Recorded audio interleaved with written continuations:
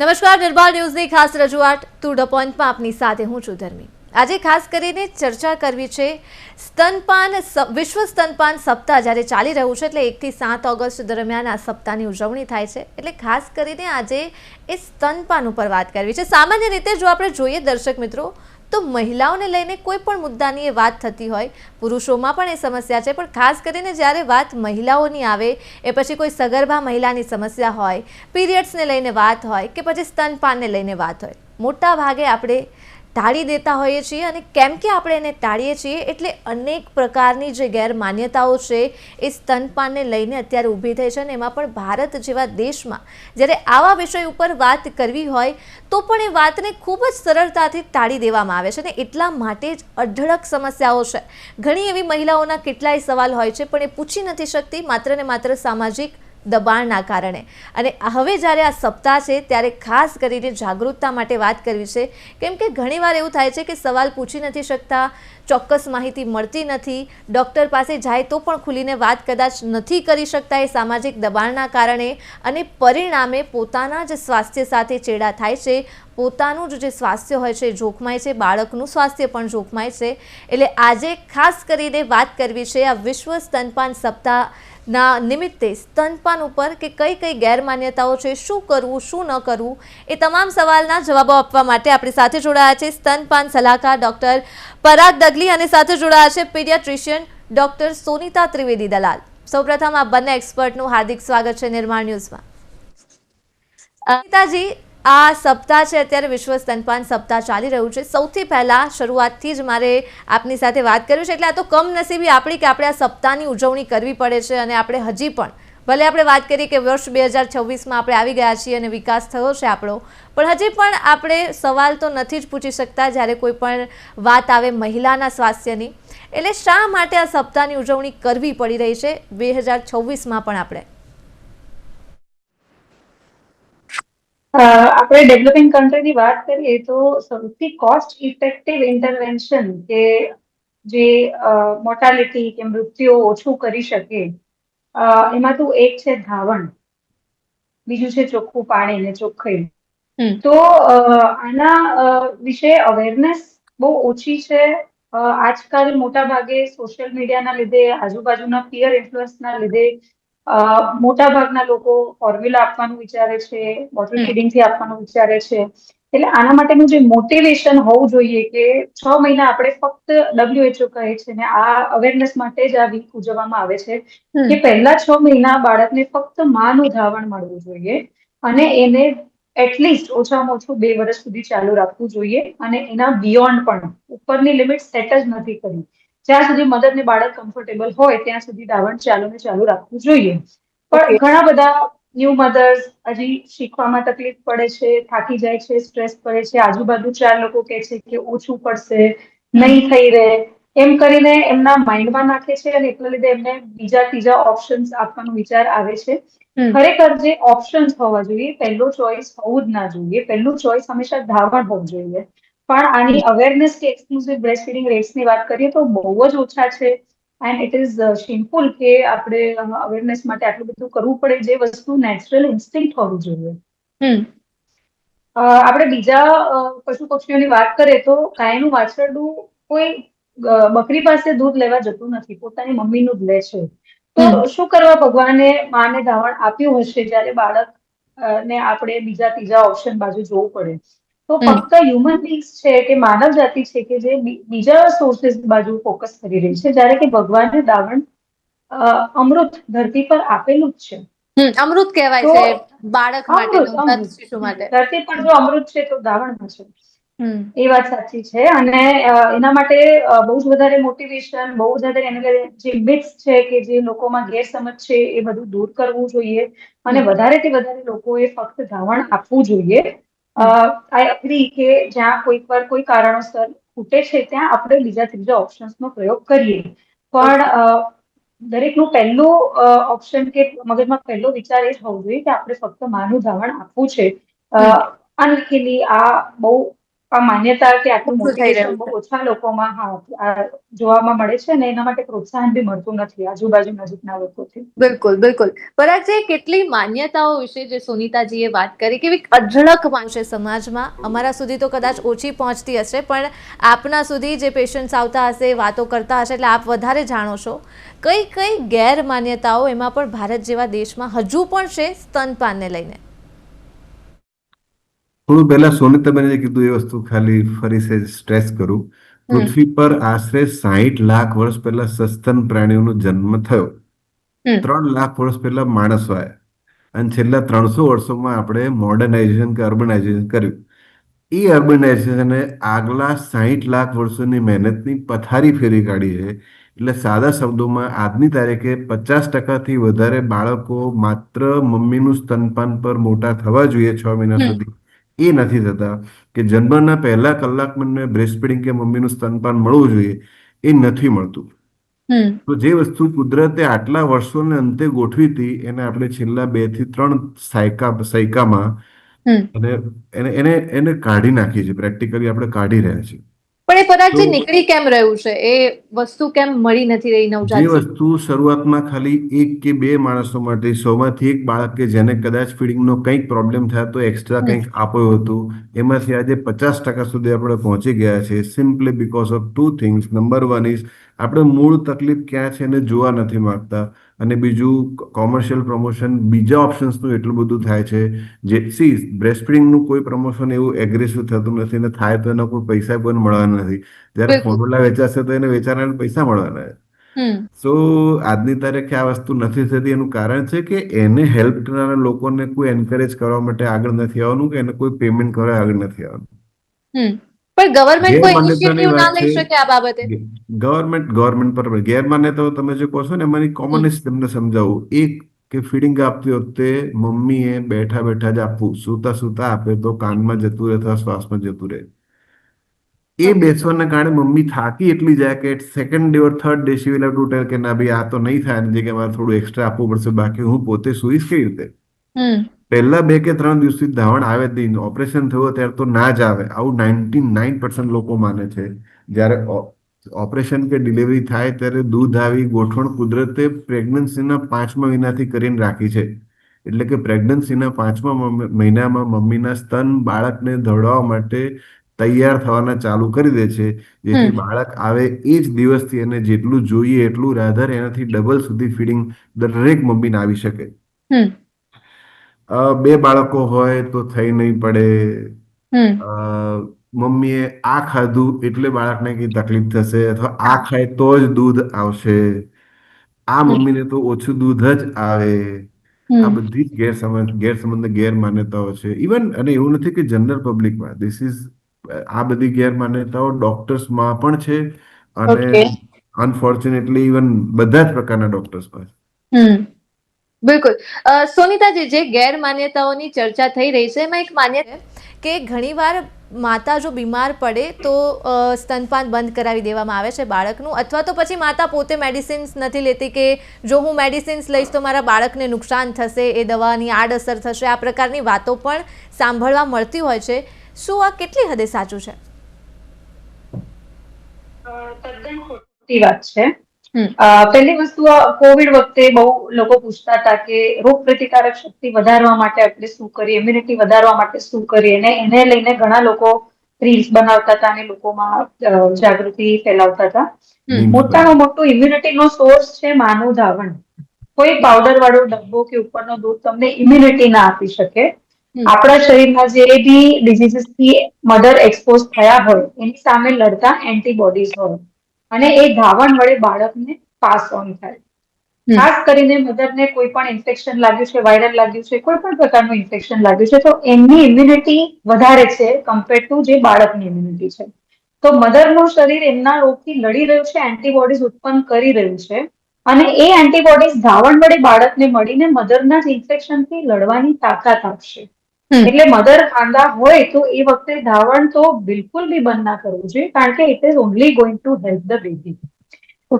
બીજી વસ્તુ છે કે દવાઓ ચાલે છે, એન્ટીબાયોટિક્સ ચાલે છે, તો ધાવણ બહુ લૂઝલી કહી દેવામાં આવે છે કે ઘણીવાર પેશન્ટ અમારી પાસે આવે કે વચ્ચે મને ડેન્ગ્યુ થયું તો એટલે મેં ધવડાવું છોડી દીધું, પછી ત્યારથી બંધ જ છે. હવે દવાઓ ચાલતી હોય, એન્ટીબાયોટિક ચાલતી હોય, મોટા ભાગની 90% દવાઓના ધાવડમાં લેવલ બહુ ઓછા છે. એટલે બાળકને એનાથી નુકસાન થવાની શક્યતાઓ બહુ ઓછી છે. એટલે કોઈ પણ તમને એવી સલાહ આપે કે આ દવા ચાલે છે એટલે દાવણ બંધ કરી દો, તો તમારા પીડિયાટ્રિશિયનને પૂછ્યા વગર બંધ ના કરવી જોઈએ. ઓકે. એટલે કોઈ દિવસ એવી કુદરત, હું બધા પેશન્ટને એક સેન્ટેન્સ સમજાવું છું, ભગવાને એવી કુદરત ગોઠવી નથી કે એક માંથી એના જ બાળકને નુકસાન પહોંચે. એવી કુદરત ભગવાન ગોઠવે જ નહીં. આ પોઈન્ટ આપણે યાદ રાખવો જોઈએ અને કોઈની વાતમાં આવીને બિનજરૂરી ધાવણ બંધ ના કરવું જોઈએ. બિલકુલ બિલકુલ. એટલે કે ગેરમાન્યતાઓની જ્યારે વાત કરીએ તો ચોક્કસ અક્યુરેટ સ્તનપાન માટેના શું નિયમો છે? એટલે કેમ કે ગેરમાન્યતાઓ વિશે તો આપણે અવારનવાર સાંભળતા હોઈએ છીએ, તો ચોક્કસ વસ્તુ કઈ છે, અક્યુરેટ વસ્તુ શું છે સ્તનપાન કરાવવા માટેની? આ છે ને વધારે ઇન્સ્ટિંક્ટિવ છે. એટલે બાળકને જ્યારે મન થાય, જેટલું મન થાય એટલું ખાય. That is a simplest thing. પહેલા 6 મહિના સુધી બાળકે માત્ર મમ્મીનું ધાવણ લેવું જોઈએ. તેવા બાળકો ડોક્ટરના ધક્કા ઓછા ખાય, પીડિયાટ્રિશિયનનો ધંધો ઘટાડે. રાઈટ? તો 6 મહિના સુધી બાળકે માત્ર ને માત્ર માતાનું દૂધ લેવું જોઈએ. પાણી પણ જરૂર નથી હોતું. જ્યારે આપણે ત્યાં ગળથુથી અને બીજી 1000 વસ્તુ આપવાની ઈચ્છાઓ થઈ જતી હોય છે, કડું, કરિયાતું, ફલાણું ઢીકણું વગેરે વગેરે, વિટામિનના, શક્તિના ટીપા, કશું જ જરૂર નથી હોતું. એક માત્ર વિટામિન ડી અને મમ્મીનું ધાવણ, 2 વસ્તુ બાળકે 6 મહિના સુધી લેવી જોઈએ. અને 6 મહિના પછી બીજું બધો ખોરાકની સાથે સ્તનપાન ચાલુ રાખવું જોઈએ 5 વર્ષ પૂરા થાય ત્યાં સુધી. WHO એવું લખે છે કે 2 વર્ષ સુધી મિનિમમ અને 2 થી વધારે વર્ષ, જેટલા વર્ષ સુધી બાળક લે, પણ જ્યાં સુધી લેશે પોતાની મમ્મીનું ધાવણ લે છે અને હંમેશા ફાયદાકારક રહે. ઓકે. એટલે કોઈ ટાઈમ લિમિટ છે? ઘણી વાર એવું કહેવામાં આવતું હોય છે કે 5 વર્ષ, 7 વર્ષ પછી છોડી દેવું જોઈએ, અથવા તો આટલો ટાઈમ કરવું જોઈએ, દિવસમાં આટલી વાર દૂધ પીવડાવવું જોઈએ. તો કોઈ અક્યુરેટ ટાઈમ છે કે આ પછી ખાલી વાત જ છે? આપણા પેટમાં ભગવાને કોઈ ઘડિયાળ ફિટ કરી નથી કે દર 2 કલાકે જાગે, એલાર્મ વાગે ને ત્યારે આપણે ખાવાનું. તો નાના બાળકે એની ઈચ્છાને ભૂખ પ્રમાણે ખાવું જોઈએ. ઇનફેક્ટ બાળકો ક્યારેક એવું કરે કે ખાય, પીપી કરે, ખાય, પોટી કરે, ફરી ખાય, પીપી કરે, ફરી ખાય, પોટી કરે, ફરી ખાય ને પછી સૂઈ જાય. તો this is called cluster feeding and this is also absolutely normal. So એક બાળક પોતાની ઈચ્છા પ્રમાણે ખાય, that is the basic instinct. અને એના માટે મમ્મી અવેલેબલ હોય એટલી જ રિક્વાયરમેન્ટ છે. એને આપી રાખવાનું, આરામથી આપી રાખવાનું, સહેજ પણ થાક લગાડ્યા વગર. લગાડ્યાની લાગે ને એવી રીતે આપવાનું. એ દેટ્સ અનધર થિંગ. અને આ બાળક 6 મહિના પછી જ્યારે બીજું ખાતર થાય ત્યારે બી 2 વર્ષ સુધી આ જ ખોરાક એનું ઓલમોસ્ટ 1/3 થી 1/2 ન્યુટ્રિશન પ્રોવાઈડ કરે છે. Okay. So there is no rules and regulation as far as breastfeeding is concerned. દુનિયાના કોઈ પણ પ્રશ્નોનો જવાબ બાળક માટે મમ્મીનું ફીડિંગ છે એવું સમજો. બાળક કઈ બી કારણસર રડે તો લગાડ દેવા કે તું ખા, ભાઈ ખાઈને શાંતિ રહેતો, બીજું કઈ કરવાની જરૂર નથી. ઓકે. એટલે આ ખાલી છે જે વાતો થતી રહેતી હોય છે ટાઈમને લઈને, ડ્યુરેશનને લઈને, ખાલી વાતો છે. દર 3 કલાકે આપો, દે આર ઓલ એવું કહ્યું મેં કે મેથેમેટિક્સમાં ભગવાને આપણા શરીરમાં ગોઠવ્યું કે દર 3 કલાકે ભૂખ લાગશે. નથિંગ. આપણે મોટાની પણ વાત કરીએ તો અમુક વખતે આપણને બેક ટુ બેક ભૂખ લાગે, અમુક વખતે આપણને ઘણી વાર સુધી ભૂખ ના લાગે. બિલકુલ. ફક્ત બેબીઝનું પેટ નાનું છે એટલે અમુક વાર ઘડીએ ઘડીએ સાહેબે કીધું એમ ક્લસ્ટર ફીડિંગ થાય. આ થાય ત્યારે પણ લોકો મિસઇન્ટરપ્રેટ કરે કે ઘડીએ ઘડીએ માંગે છે તો નહીં થઈ રહેતું હોય. ઓછું આવે. એવું નથી. હા, દરેક બાળકનો એવો અમુક કલાકનો ફેઝ હોય જ્યારે એ ઘડીએ ઘડીએ લે. અમુક કલાકનો એવો બી ફેઝ હોય જ્યારે એ ખૂબ લાંબી લે.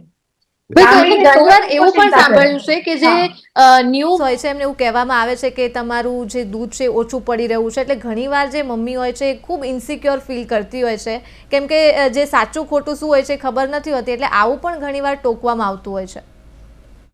એક ધારો કે બિલાડી છે બેન, એને માન લો કે 3 બચ્ચા છે, તો એનું દૂધ 3 બચ્ચા માટે આવશે, 2 માટે આવશે, 1 માટે આવશે? કેટલા માટે આવશે? 3 માટે આવશે. એ જ બિલાડીને નેક્સ્ટ ટાઈમ 4 બચ્ચા છે તો એને 4 માટે આવશે કે 3 માટે આવશે? 4 માટે. એ જ બિલાડી નેક્સ્ટ ટાઈમ ખાલી 2 બચ્ચા છે તો 2 માટે આવશે કે 3 માટે, 4 માટે આવશે? 2 માટે. એની કેપેસિટી શું ગણવાની? 2 ની, 3 ની કે 4 ની? અથવા એવું ગણી શકાય ખરું? ના. ના. દૂધ જોઈએ એટલું મળે. આ જ વસ્તુ કુદરતી છે.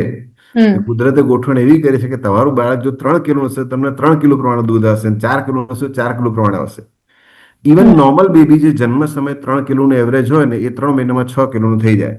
એ જ મમ્મી, એ જ સ્તન, પ્રેક્ટિકલી એ જ ખોરાક બાળકને 6 કિલો પ્રમાણે ડબલ ફીડિંગ મળશે.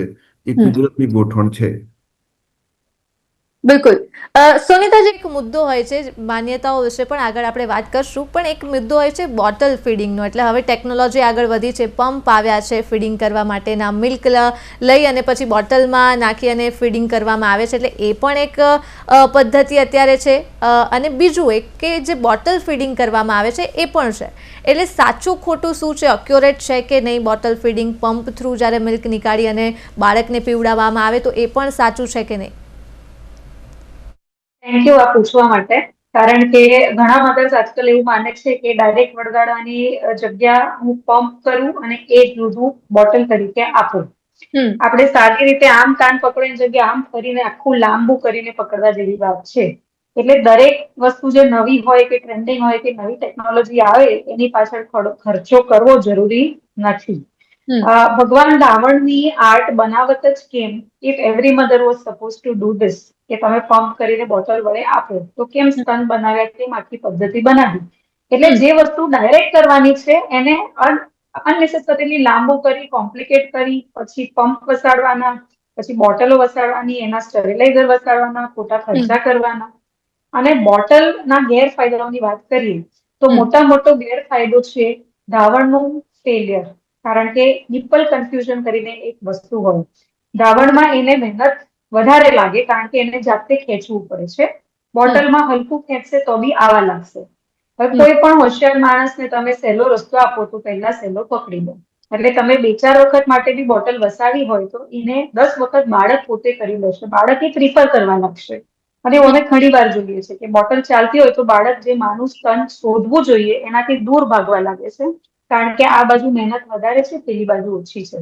એટલે જેમ બોટલ પિક્ચરમાં આવે છે, ધાવણનું ફેલિયર આજે નહીં તો કાલે થઈ જતું હોય છે લાંબા ગાળે.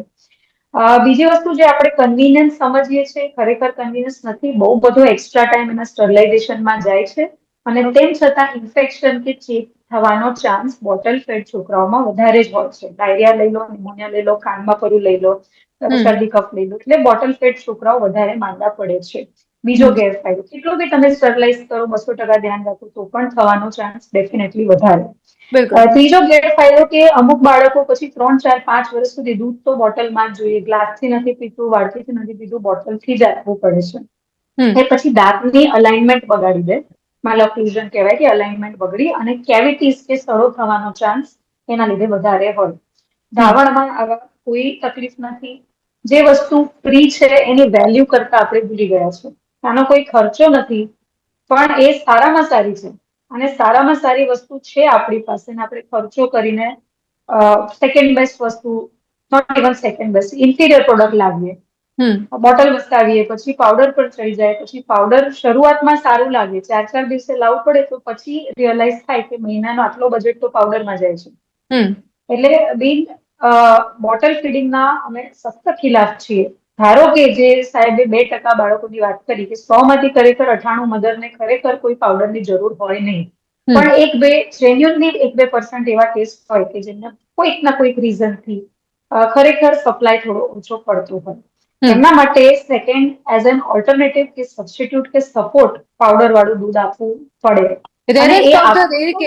રેરેસ્ટ.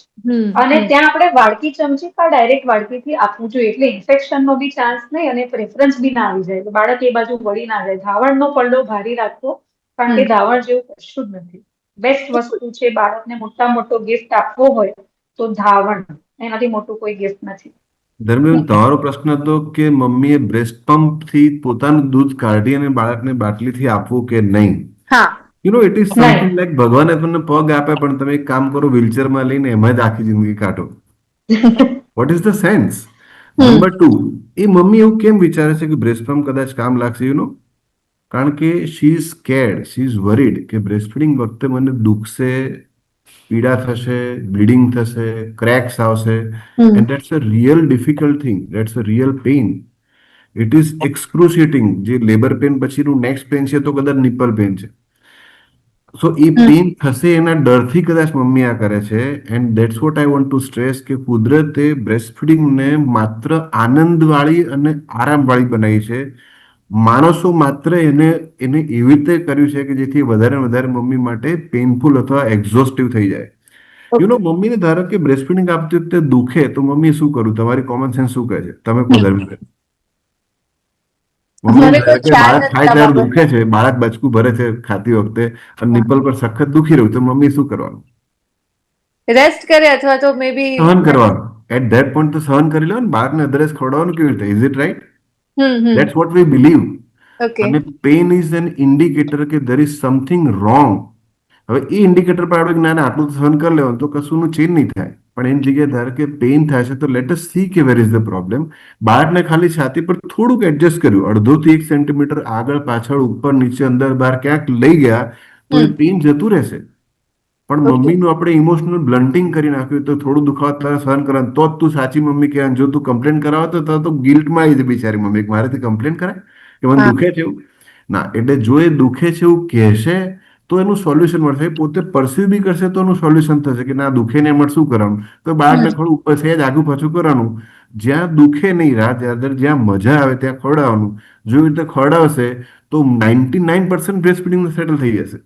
પણ પરાગજી આ ખૂબ સાચી છે. એટલે ઇન્ડિયામાં તો ખાસ કરીને જ્યારે પણ કોઈ મહિલા પેઇનને લઈને જો ફરિયાદ કરે તો સામે મહિલા જ એને ચૂપ કરાવી દે કે આ તો અમને પણ થાય છે, આટલું તો સહન કરવું જ પડે, આ તો બધાને થતું હોય, આવું સામાન્ય સાંભળવા. ના, that's a misconception. That's what I want to say કે માતા થવું એ ખરેખર આપણે કહીએ ને એક બાજુ કે માતા થાય સ્ત્રીનો બીજો જન્મ થાય છે કે એના જેવો પૂર્ણ આનંદ એકે નથી. તમે પહેલા 7 દિવસની એક પણ મમ્મીને આજે પૂછો ખરેખર એવો આનંદ મળે છે ખરો? કુદરતે તો ડિઝાઇન કરીને આપ્યો છે એટલે ખરેખર છે જ, પણ એ મળતો નથી કારણ કે આપણે ત્યાં એક સ્ટોપ મૂકી દીધું કે દુખાવો તાર સહન કરવાનો. ના, દુખાવો થાય તો તમે કહો, તમારે આજુબાજુ વાળાને કહો, તમારા હેલ્પરને કહો, ડોક્ટરને કહો. They will try to C અને હેલ્પ યુ કે આ દુખે છે તો ખાલી આટલું એડજસ્ટ કરો, દુખાવો જતો રહેશે અને ફીડિંગ જે ઓછું લાગતું હતું એ ઓટોમેટિક વધારે આવવા મળશે. Because pain actually reduces breast milk flow. એટલે એકચ્યુઅલી પેઇનને કારણે સેકન્ડ પ્રોબ્લેમ થાય કે ખરેખર જે નોર્મલ આવતું હતું એ બી અટકે. કુદરતે ગોઠવણ તો ત્યાં પૂરી મૂકી છે કે બાળકને જોઈએ એટલું આવે પણ પેઇનને કારણે અટકે. તો પેઇનને જ્યારે એક્સેપ્ટ કરીને ચાલશું ત્યારે મમ્મી અને બાળક બંને હેરાન થશે. ખાલી મમ્મી નહીં, બંને જણા હેરાન થાય. So if at all there is pain, mother has to say it કે મને બેકમાં પેઇન થાય છે, હું બેસીને થાકી ગઈ છું, મને સુતા ફીડિંગ આપવા દો. અથવા નિપલ પર બાળક બચકું ભરે ને એના કારણે ક્રેક થઈ જાય ત્યાં સુધી પહોંચવું જ ના જોઈએ. એ પહોંચે પછી આપણે નીપકેર લગાડીને ના થાય એના માટે બ્રેસ્ટ પંપ વાપરે, પણ એવું થાય જ નહીં તો ક્યાં જરૂર છે બ્રેસ્ટ પંપની? એની કડાકૂટ છે જ, કોસ્ટ બી છે અને કડાકૂટ બી છે. એને ક્લીન રાખવું is much more difficult thing. એક જ વાર ખાલી એમાં ભૂલથી પેલું રહી ગયું, બાળકને ઇન્ફેક્શન, ડોક્ટરને ફાયદો, અમારી હોસ્પિટલને ચોક્કસ ફાયદો, પણ that is not primary thing.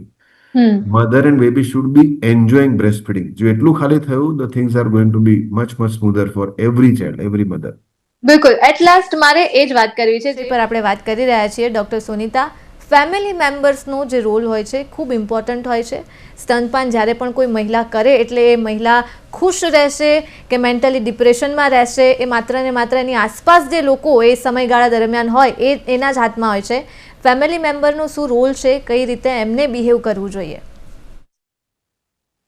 આ વર્ષે થીમ પર એના ઉપર છે કે આપણે સપોર્ટ ગ્રુપ સ્ટ્રેન્થન કરીએ, કારણ કે એ ફક્ત ડોક્ટરના મોટિવેશનથી, એન્કરેજમેન્ટથી, ટ્રેનિંગથી નથી થતું. 24 કલાક જે તમારી આજુબાજુ છે એ લોકોનો પોઝિટિવ સપોર્ટ હોવો જોઈએ. જેમ પેઇનથી ફીડિંગ ઓછું થાય, એક સાયકોલોજીકલ ફીડિંગ હોર્મોનમાં રોલ હોય છે. કોઈ બી પ્રકારનું સ્ટ્રેસ, દુઃખ, ચિંતા કે દર્દ કે પેઇન એ ફીડિંગને ઓછું કરે અને જે ખુશ રહે, પોઝિટિવ થિંકિંગ કરે, બિંદાસ રહે, એ લોકોને ફીડિંગ સારું આવે છે. એટલે પોઝિટિવ પોઈન્ટ્સ પર ફોકસ કરવું. સ્કિલ છે, શીખતા ટાઈમ લાગે એટલે પોતાને અને બાળકને ટાઈમ આપો, એડિક્વેટ ટ્રેનિંગ લો. કોઈ પણ તકલીફ થાય છે, દુખે છે, વાડીઓ પડે છે, ભરાવો થાય છે તો તાત્કાલિક ડોક્ટરની પાસે જઈ અને એનો ગાઈડન્સ લઈને પ્રોબ્લેમનો નિકાલ લાવો. અને આની અંદર ઘરવાળાઓએ લૂઝ કે નેગેટિવ સ્ટેટમેન્ટ જે બહુ ઇઝીલી આજુબાજુ વાળા બોલી જાય છે કે ઓછું પડતું હશે, ધરાતું નહીં હોય, આને ધાવણ બહુ આવતું નથી, એ મધરના મગજમાં ઘર કરી જાય છે અને એ સાયકોલોજીકલી પછી શું થાય કે સ્ટ્રેસ ક્રિએટ કરે ને એના લીધે ફીડિંગ આવવાનું હોય તો પણ ઓછું થઈ જાય છે. એટલે આમાં આપણા મોઢાથી આજુબાજુના લોકોનો રોલ બહુ જ ઇમ્પોર્ટન્ટ છે. એમના મોઢાથી પોઝિટિવ પોઈન્ટ્સ, જે પાણીનો ગ્લાસ અડધો ભરેલો જોવાનો એટીટ્યુડ રાખવો પડે કે પહેલા કરતા હવે વધારે સારું ખાવા લાગ્યું, પહેલા કરતા હવે વધારે સારું આવવા લાગ્યું છે, તું કરીશ, આપણાથી થશે જ, તું ટ્રાય કરતી રહે, એમ કરીને મોટિવેટ અને એન્કરેજ કરી, સપોર્ટ આપી, એમને બને ત્યાં બેસ્ટ આપવાનું. મધર થાકી જાય છે કરીને લોકો અમે બોટલથી પાવડર આપી દે છે એવું બહાનો કાઢે છે, પણ એની જગ્યાએ એમને રેસ્ટ આપવા માટે તમે બીજો બધો ટાઈમમાં બાળકની કેર કરો. અને આ જે ધાવણ છે એમાંથી દૂર કરીને આપણે કોઈ મદદ નથી કરી રહ્યા, આપણે લાંબા ગાળે મધર અને બાળકને જે ઢગલાબંધ ફાયદા છે એનાથી દૂર કરી રહ્યા છે. એટલે સપોર્ટ કરી, એન્કરેજ કરી, બધાનો રોલ બહુ જ ઇમ્પોર્ટન્ટ છે આમાં. અને જ્યાર સુધી આ સમાજમાં સ્ટ્રોંગલી અવેરનેસ આવશે નહીં કે સારામાં સારું આ છે ને બધાએ આ જ કરવું જોઈએ, આ વસ્તુ ટ્રેન્ડિંગ થવાની જરૂર છે. એક્સક્લુઝિવ બ્રેસ્ટ ફીડિંગ બિલકુલ. એટલે અત્યારે જે સિચ્યુએશન છે અત્યારે આ વિષય ઉપર બોલવાની ખૂબ જરૂર છે, ચર્ચાની ખૂબ જરૂર છે. પરાગજી, એટ લાસ્ટ શું કહેશો? સ્તનપાનની જાગૃતતાની આપણે વાત કરી રહ્યા છીએ, આપ શું કહેશો? ફેમિલી મેમ્બરને શું કહેવા માંગશો? મમ્મીનો વાંક ના કાઢશો પ્લીઝ. મમ્મી એ કુદરતની રચના છે. વી સે દેટ જ્યાં ભગવાન ના પહોંચી શકે ત્યાં એને મમ્મીને મોકલી, બરાબર? હવે એની રચનામાં ભૂલ હશે એટલે મમ્મીનો આપણે જો વાંક કાઢીએ કે તને તું ધ્યાન નથી રાખતી અથવા તને ઓછું આવે છે, તારું શરીરમાં કદાચ કંઈક કોડ હશે જેના કારણે તને ઓછું આવતું હશે, અથવા આટલું તો તારે સહન કરી લેવાનું. જો તમે એક પણ વાક્ય મમ્મીનો વાંક કાઢતો બોલો છો ને તમે કુદરતથી ઉપર જવાની ટ્રાય કરો છો. Please understand that. સો કુદરતે એની અરેન્જમેન્ટ બહુ જ પરફેક્ટ બનાવી છે. 99.999% પરફેક્ટ છે. 0.001 ને તમે શોધી કાઢશો એવા બ્રહ્મમાં ના રહેશો. મમ્મી ખરેખર એક નાનું બાળક ધારે કે ચાલતા શીખતું પડી જતું હોય તો આપણે શું કરીએ? એવું કે એક નાના તો પડી જાય, ના આવડતું નથી, ના, we tell that okay, શીખી રહ્યું છે. So when a mother is in learning phase, try to understand that she is in learning phase. She is doing her best. દરેક મધર ઇન્સ્ટિંક્ટિવલી પોતાના બાળક માટે બેસ્ટ કરવાનો ટ્રાય કરે છે. એ સંજોગોમાં આપણે બાજુમાં બેસીને ખાલી એના વાંક કાઢ્યા કરીએ એ તો ના જ કરવું જોઈએ. We should help and support her genuinely wherever possible. હાથી જ્યારે એક નવું બચ્ચું હોય ને હાથીનું, તેની આજુબાજુ હાથીઓ બધી ગોઠવાઈ જાય, બીજી બધી સિનિયર હોય લોકો, અને એ લોકો એમને એકચ્યુઅલી હેલ્પ કરે, ગાઈડ કરે. આપણે ત્યાં બી પહેલા જમાનામાં શું હતું કે ધારો કે ડિલિવરી થાય તો ત્યારે ઘરમાં ફેમિલીમાં કોઈ કુંવારી છોકરી હોય ને તેને ત્યાં મોકલે, ભાઈ ત્યાં એક્સ્ટ્રા કામની જરૂર પડશે ને ત્યાં તારે કામમાં હેલ્પ કરવાની. એનો એ કામવાળી થઈ, રાઈટ? હા, કામવાળી ના થઈ. એ એકચ્યુઅલી ત્યાં હેલ્પ કરતા કરતા એ બધી જ વસ્તુ જોશે જે ત્યાં થઈ રહી છે. એટલે એનું ટ્રેનિંગ પાર્ટ છે. એ ગાળામાં એ ખરેખર એ બધી વસ્તુ જોઈ રહી છે કે ભાઈ આવા નાના નાના પ્રોબ્લેમ થાય છે ને આના આવા સોલ્યુશન થાય છે. તો એ જો એને ત્યારે અટેન્ડ કર્યું હશે, જોયું હશે, તો એને જ્યારે એનું પોતાનું બાળક આવશે ત્યારે વસ્તુનો ફાયદો થશે. એટલે આપણે ત્યાં પહેલા એવું હતું, સોશિયલ સિસ્ટમ હતી કે જ્યારે એક મધર ડિલિવરી કરે ને તો એક આવી રીતે કોઈ જુનિયર આવે ત્યાં કામ કરવા માટે, હેલ્પ કરવા માટે આવે, કે જે એકચ્યુઅલી ઇનડાયરેક્ટલી બધી વસ્તુ જોવે, અને ઘરના સિનિયર હોય એ પેલી મધર, નવી મધરને હેલ્પ કરવા માટે હોય, ગાઈડ કરવા માટે હોય. So this was generational help. એક આખું ફેમિલીનો રોલ હતો અને એ છે જ. If it is there, it is going to be very very smooth. આજની તારીખે બહુ જ બધા પ્રોબ્લેમ્સ છે. એમનું એક major reason is nuclear family. મધર્સને ખબર જ નથી હોતી કે બાળકને કઈ રીતે ઉચકવું. બ્રેસ્ટ ફીડિંગ માટે સ્તન પર લગાડવું તો સેકન્ડ પાર્ટ છે. પહેલા ખાલી ઉચકતા જ બીક લાગે, સાલું પડી ના જાય અથવા કઈ રીતે ઉચકવું. That's vote also. હા, અને અમે શીખવાડીએ છીએ કે ભાઈ બાળક એ જે ખરેખર પ્રેક્ટિસ એમને પોતે રહે કે ભાઈના બેનના છોકરા રમાડ્યા હોત, એમની પાસે ઓલરેડી હોત. સો વી શુડ ટ્રાય કે એ વસ્તુ પાછી આવે. ખરેખર જઈ રહી છે તો ખોટી છે અને એ આપણી જરૂરિયાત હતી. આજની તારીખે ભલે આપણને લાગે કે ઇન્ડિપેન્ડન્સના નામે અથવા તો રિલેશનો બધા સુકાઈ રહ્યા છે અને આપણે મોટાભાગના મોબાઈલમાંથી બધા સોલ્યુશન શોધવાનો ટ્રાય કરીએ છીએ. That can not be. એ જે કોઈનો હાથ આપણા પીઠ ઉપર ફરે કે બેટા ચિંતા ના કર, થઈ જશે, એનો પોતાનો રોલ છે. બસ આટલું કર્યું હશે તો be this will be much much easier for all mothers.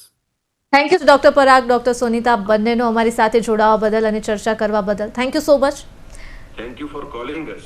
Thank you so much. તો દર્શક મિત્રો, આજની આ વિશેષ ચર્ચામાં હાલ માત્ર આટલું જ. મને આપશો રજા. નમસ્કાર.